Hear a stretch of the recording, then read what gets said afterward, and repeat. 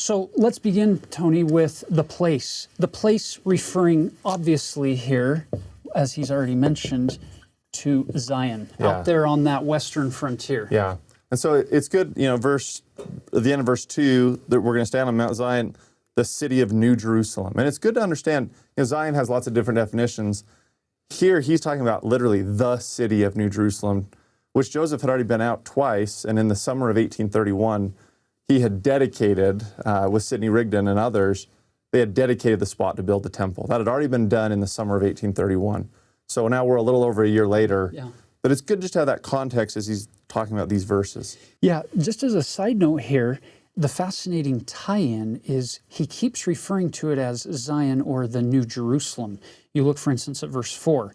Verily, this is the word of the Lord, that the city New Jerusalem shall be built. And he told you in verse 3 that it's going to be built centered first on that temple lot and then going out from there. Yeah, verse 3, western boundaries of the state of Missouri, dedicated. Exactly. Now, if you look at ancient Jerusalem, roughly that's the shape of the walls around Jerusalem at the time of Christ.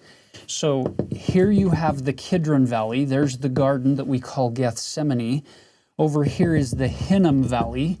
And right here, right down the middle of Jerusalem is the Tyropoeon Valley. The temple is built right here on Mount Moriah.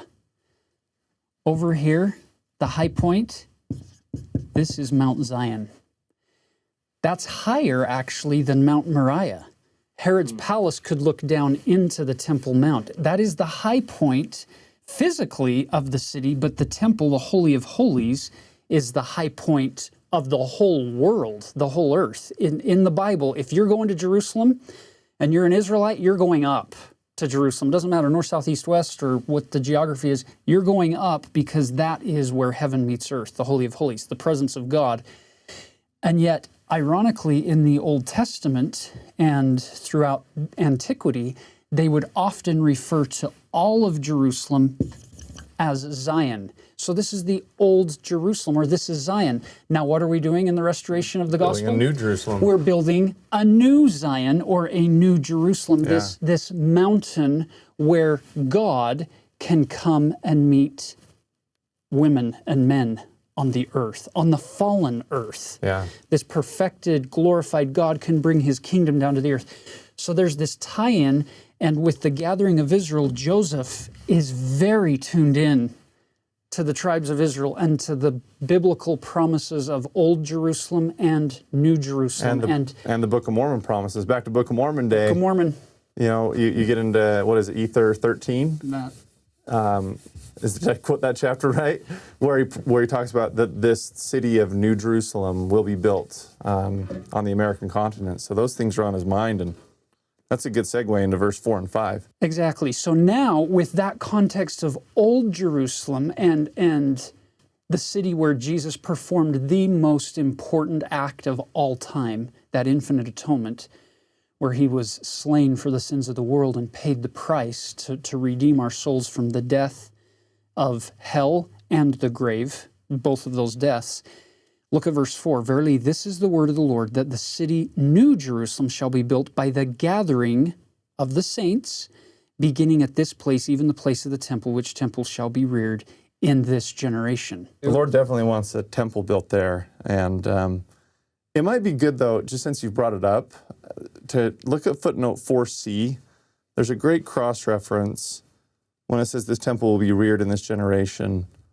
Doctrine and Covenants 124, verse 51. Just highlight that footnote. It takes you to Doctrine and Covenants 124, which is given in Nauvoo. And the Lord basically says, hey, you went forward and tried your best.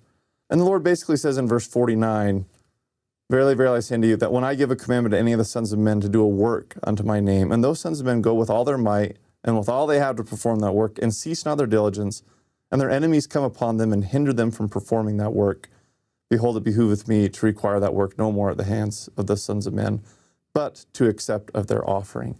So it's almost like the Lord later goes, I recognize that you guys tried to do this, and your enemies came and stopped you, and so I'm not going to hold it over your head. And another way to look at that is you combine it then with verse 5, where he says, for verily this generation shall not pass away until an house shall be built unto the Lord, and a cloud shall rest upon it, which cloud shall be even the glory of the Lord, which shall fill the house.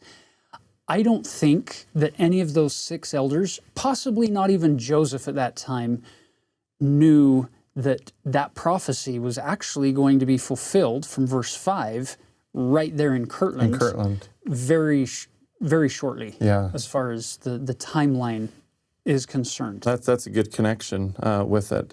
And with the cloud resting in verse 5, one of the reasons why that could be, the cloud, that's Old Testament language, cloud by day, pillar of fire by night. It's the presence of God. And in that Kirtland temple, I don't know if we had more heavenly outpouring and manifestations, revelations, visions, the cloud, so to speak, the presence of God than in the Kirtland temple. Absolutely.